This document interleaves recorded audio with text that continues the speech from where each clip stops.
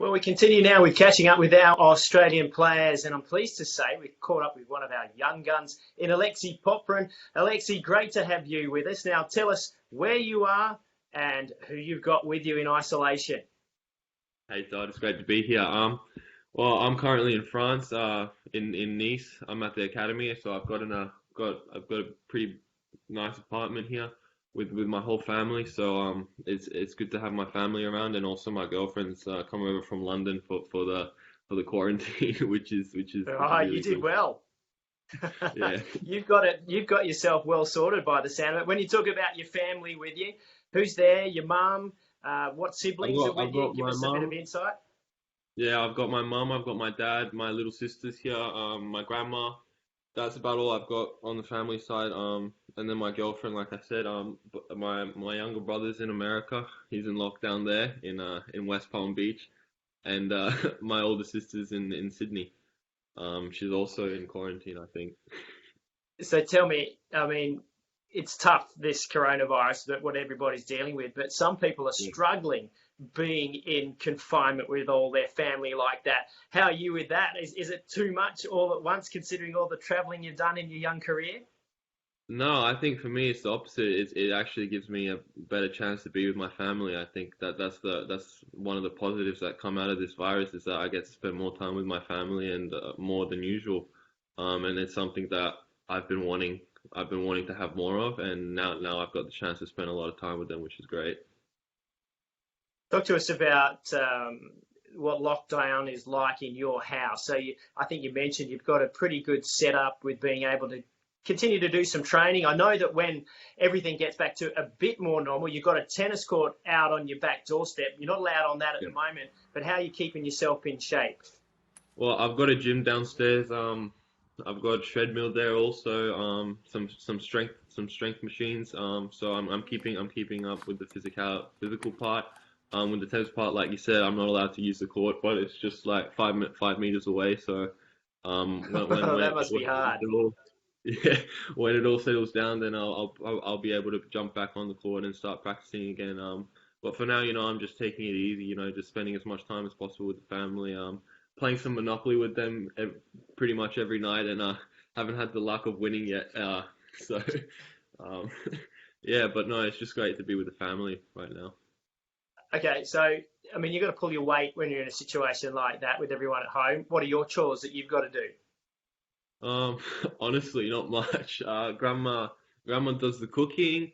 Um, so basically just cleaning up my apartment. So what we have here is the setup here is we have three apartments connected to each other. So I've got like a one-bedroom apartment with a kitchen, and there's a two-bedroom apartment with another kitchen which my grandma uses, and then there's a studio which my in between those two apartments which my parents use as a bedroom.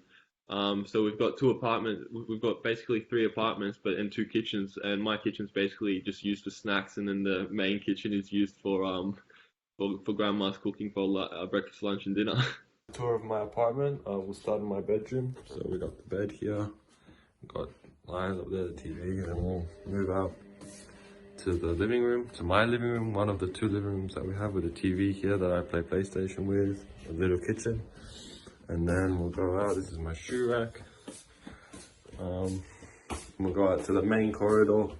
We have my parents' bedroom here, or bedroom apartment, you should say. My sister's got some lizards in there, which you can't really see. And then she's got a turtle here. She's one of those. She likes to keep a zoo in the house. The lizard's the coolest guy. Then we'll keep going out of the corridor and we come to the main apartment, and we have the main door here, the front door. We come to the main apartment, my grandma's bedroom, my sister's bedroom. And then we come to the main kitchen where you can see my grandma is cooking. And that is about it. And then you come and you see the beautiful French Riviera here. Good old grandma. I tell you what, you've done Yeah. really well. What sort of Monopoly? What other things are you doing outside of thinking about tennis to get through all of this time? Because it looks like we're going to be stuck in this situation for a while. Are you Yeah. trying to learn anything different outside of the sport? As of now, not really, but I think the longer we have this isolation, I think I'll start getting bored of everything I've got now, and I think I will be starting to learn some stuff. But we just out of pure luck, we found the Monopoly game in the closet, and it's in French, so we have to use Google Translate to translate every card that's there. Yeah, and we've been playing Scrabble on the iPad. And yeah, I've been playing a lot of PlayStation like every other person, I think. What about keeping in touch with your brother? I mean, it's got to be pretty tough for him being the one that is stuck in the States. How are you and the Yeah. family trying to keep his spirits up? Well, he's also, he's also stuck at home. He's got three mates. He's living in a house with them with his three mates. So he's got them at least. And I called him for about 2.5 hours last night, until 2 a.m. because that's the only time he called me at 2 a.m. I mean at midnight, and then we just spoke and spoke. And he deals with this stuff pretty good. Like, he's always a positive person, and he's always got space for jokes. Obviously we miss him, and hopefully he can come back. But for now he's stuck there. How's it? Let's talk a little bit about tennis. I mean, it was a good start again down in the Australian Open for you, and last year at all the slams, it was a terrific sort of venture into the big time of tennis. How Yeah. has being forced to get away from the game affected you? Are you looking at it like it's okay and it's positive, or are you looking like it's a missed opportunity? No, I'm not looking at it as a missed opportunity. I'm looking at it as it's a time. I think it's a time for everybody to take a step back to realize that um, you know, it, playing tennis is not the most important thing. Getting rid of this virus is and flattening the curve. And what we've got to do is we've got to stay indoors, just spend as much time as possible with the family indoors, at home, and just hopefully we can contain this virus. But as tennis comes, we have I was really looking forward to playing this year. But I did start off well, like you said, at Aussie Open. But I'm not looking at it as a negative. When I get back, when we all get back, we'll practice, and then we'll be back to normal, I think. Yeah, good messages there when you talk about flattening the curve. For all of us that are back here in Australia, we've got used to the routine, the messages that the government is giving us on a daily basis. Can you just give a little insight for us back here, what it's been like in France, for all of that population there, and how they've been coping with it? Yeah, well, I think France has been coping with it pretty well, to be honest. I've got a roundabout right outside my apartment, and I've got police there every time stopping people who don't have a pass to actually drive around.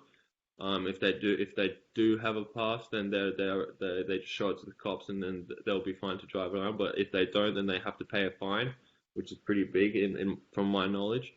Um, yeah, and I've got mates over in Spain, and they told me that they have a couple warnings, um, and then the fine gets bigger each time you get a warning, which is a good way of doing it, I think. Tell us, when we get to the other end of all of this, what do you think you might have learned the most out of having to sort of stay home, be isolated, and what do you think about your tennis on the other side of this?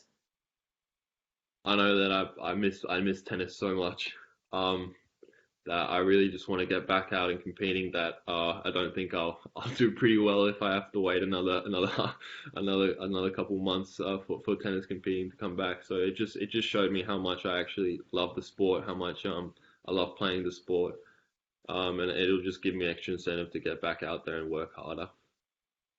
Yeah, awesome. We love hearing that. And finally, um, what message do you have for everybody back here in Australia? You guys in Australia don't have it as bad as we do in Europe, but it's a very fast spreading virus, and it really takes takes over if it gets on the loose. And I think you guys really have to follow the government's parameters, the ones that they set. Staying home, stay at home with your families, just enjoy the time with your families, and then that's our way of stopping this virus. There's no other way to stop this virus, and I think you really have to follow those rules. Absolutely. Great messages. Well, Alexei, it's been really good to catch up with you. I'm pleased that you've got a good setup going. You're with your family, and of course, that's what you want around you at this time. And Yeah. we're going to check in with you in a couple of weeks' time, see how you're doing, see how everything's happening and going in France. But once again, you stay well, stay safe, and we'll speak soon. Thank you. Likewise.